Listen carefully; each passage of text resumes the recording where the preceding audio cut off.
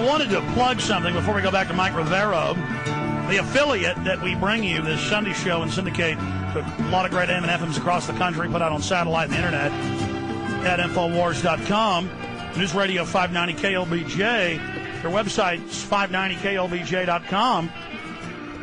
I just love it when our affiliates, like 5, 6, 7, 8, 9, 10, 11, 12 years ago, would be ashamed of us. But a lot of our affiliates, especially this one, are proud of the show. And they got big links all over their main page and links to our own little subpage on there. And they are now asking us every week for clips from the video we shoot in here and air on local TV in Austin. We shoot it on Sundays and then air it Wednesday nights with the TV show. We're now putting little select clips every week up there on their site. And the video quality is just unbelievably good. I'm kind of afraid to plug it, though. It'll probably crash their servers. I don't know if they know how big this show is. I think they do. I think they have an idea. But that's up there.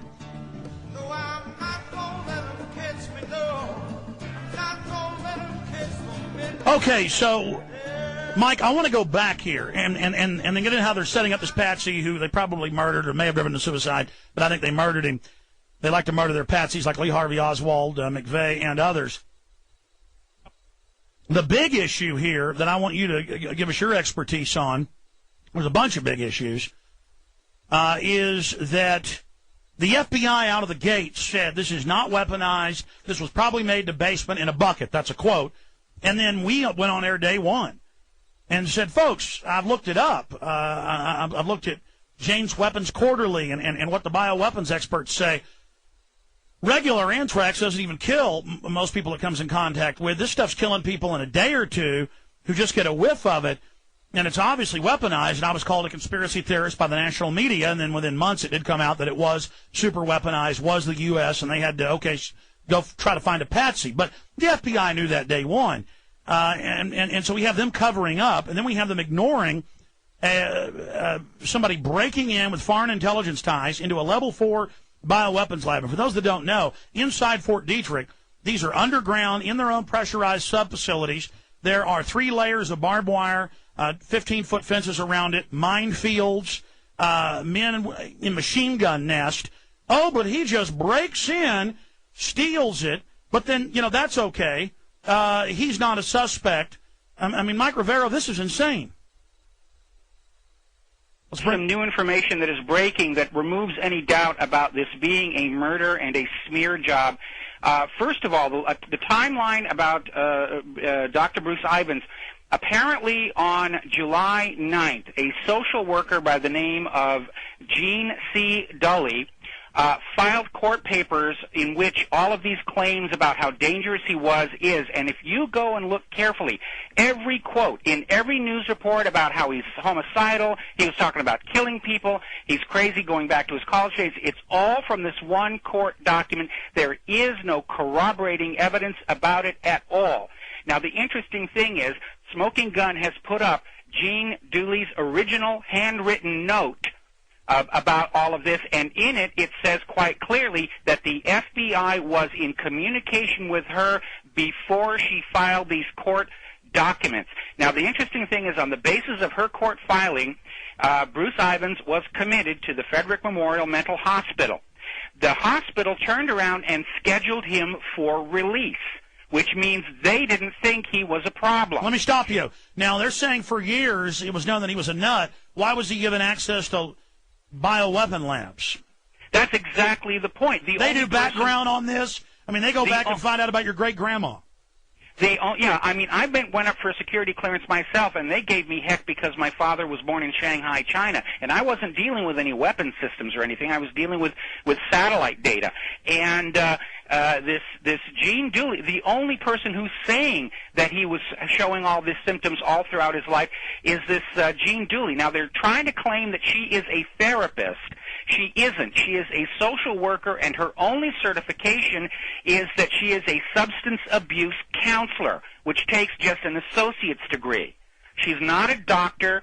She is not. But the way the media has framed it is that his psychiatrist said this, and then you read deeper, it's clearly a bunch of bull. Yeah, there is no psychiatrist involved. This woman is not a psychiatrist. She is a substance abuse counselor. And then magically he kills himself case closed, and I guess if they would have killed Stephen Hatfield, he wouldn't have won a $15.6 million lawsuit by proving that they were liars. Okay, but I'm still getting to the punchline here. Okay, the L.A. Times is reporting that Bruce Ivans was still in the Frederick Mental Hospital when he died. Now, folks, don't walk around a mental hospital and pick up handfuls of Tylenol number 3 to take. Oh, my God, he died in government custody. And I read a bunch of news articles and didn't even find that. The fact that they're burying that, that's even bigger. Yeah, he was still in the mental hospital when he died. And, you know, this stuff is locked up. He's supposed to be on homicide, suicide watch. He's in a mental hospital, and, oh, my goodness, he overdoses on Tylenol 3s. I mean, come on, people. Well, let's recap it all. We have these anthrax attacks against Democratic targets and media targets that are against the neocons. Now let's get into the big smoking gun, because we can bring in all the old evidence. Mike, tell them who was on Cipro. And by the way, I have Ari Fleischer on tape. We're making a new film, You're In, Fabled Enemies, covering it all. We have the press conference where the White House, not just an AP article, admits that the White House went on Cipro the day before 9/11, weeks and weeks and weeks before the anthrax letters are mailed. Yeah, that's absolutely correct. The White House staff, the president, all of his key people, they were all put on a program of Cipro, which is the medicine that you take to prevent being infected by airborne inhaled anthrax. And they were on this medication to build it up in their body for weeks before the anthrax letters were mailed. Why? How did they know? It's like the people who say we had to get out of Building 7 because we were told it was going to come down. Okay, who told you? Well, we weren't told after all. That was just conspiracy theory stuff. And it's the same thing. Our top governmental people were being given the very medication for anthrax 4 weeks before the anthrax letters came out. And then the debunkers say, but wait a minute, if they were launching the attack, they would know the letters weren't coming to them. It was going to go through the D.C. special post office for the White House and the Capitol, and it killed some workers there and made others sick. So that's why they knew. In their threat assessment, turns out the CIA in 99 did, a $3 million study of how to mail weaponized anthrax through the mail, and who else was behind that study. This is just incredible. And now, Mike, give us your take on that.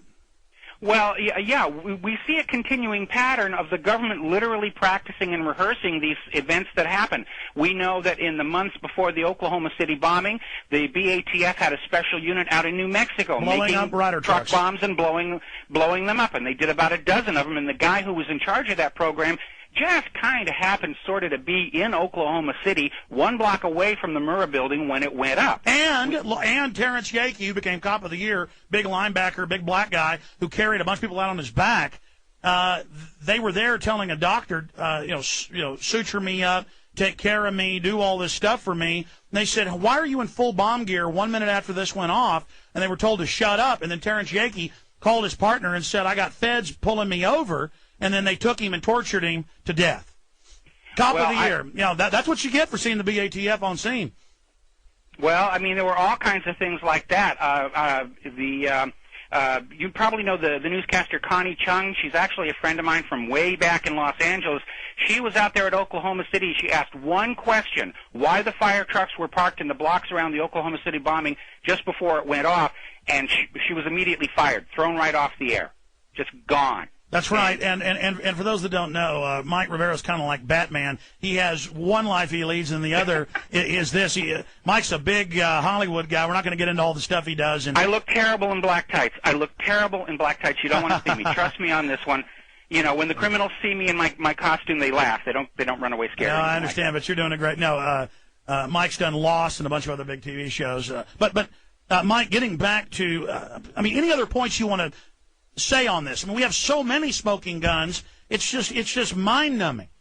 Well, I think the point I want to make here is that we used to see in the old Soviet Union, when they wanted to destroy somebody and get rid of them, they would claim they were insane. They'd gin up a case against them, throw them in the mental home, and that was the last anybody would see of them. Very obviously, we're looking at that here. This Dooley, this Jean C. Dooley, looking at her actual CV, you know, she's a minor flunky. She's not even allowed to treat people without a doctor being in attendance or a real psychiatrist or psychologist being in attendance. She cannot do that kind and of work. The FBI is anybody. well known for going out and getting minions to testify for him. Yeah, absolutely. I got to tell you, I think this Gene C. Dooley is the social worker's equivalent of Gerald Posner. All right, stay there, Mike. You can stay with us and finish up on the Anthrax developments and then get into this new Gulf of Tonkin, Dick Cheney wanting to stage terror attacks on our own ships. Fantastic. We'll be right back with Mike Rivero after this quick break and news. Everybody stay with us. PrisonPlanet.com, Infowars.com, and WhatReallyHappened.com. Stay with us.